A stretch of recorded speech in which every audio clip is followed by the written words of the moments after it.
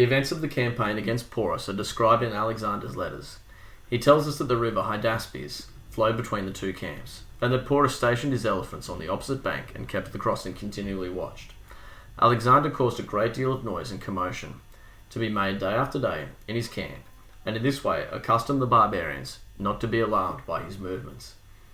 Then at last, on a stormy and moonless night, he took a part of his infantry and the best of his cavalry, marched some distance along the river past the enemy's position, and then crossed over to a small island. Here he was overtaken by a violent storm of rain accompanied by tremendous bursts of thunder and lightning.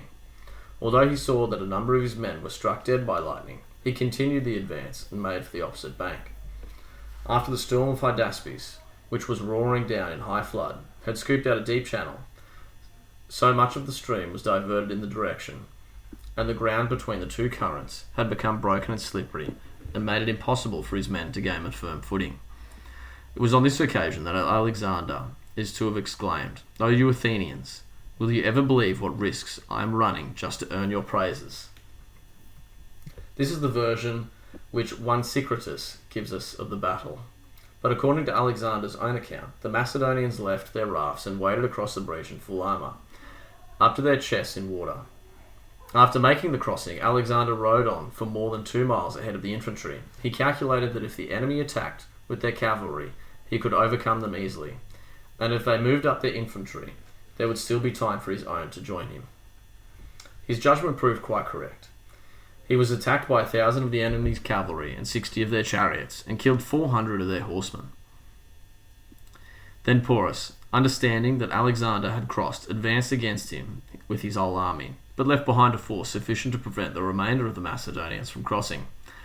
Alexander, remembering the threat of the enemy's elephants and their superior numbers, attacked their left wing and ordered Coenus to charge against the right. Both flanks of the Indian army were routed, and the defeated troops fell back upon the elephants and crowded into the centre. Here they rallied, a stubborn hand-to-hand struggle ensued, so that it was not until the 8th hour that the enemy was overcome. This was the account we have from the conqueror himself in one of his letters. Most historians agree that Porus was about 6 feet 3 inches tall, and that his size and huge physique made him appear as suitably mounted an elephant as an ordinary man looks on a horse. His elephant was too very large and showed an extraordinary intelligence and concern for the king's person. So long as Porus was fighting strongly, it would valiantly defend him and beat off his attackers, but as soon as it recognized that its master was growing weak from the thrusts and missiles that had wounded him, it knelt quietly on the ground for fear that he might fall off, and with its trunk took hold of each spear and drew it out of his body. When Porus was taken prisoner, Alexander asked him how he wished to be treated. "As a king," Porus answered. And when Alexander went on to ask whether he had anything more to say, the reply came, "Those words, 'as a king,' include everything." At any rate, Alexander not only allowed him to govern his former kingdom, but he also added to its province, which included the territory of the independent peoples he had subdued. These are said to have numbered 15 nations, 5,000 towns of considerable size, and innumerable villages. His other conquests embraced an area 3 times the size of this, and he appointed Philip, one of the companions, to rule as its satrap. After this battle with Porus, Bucephalus also died. Not immediately, but some while later.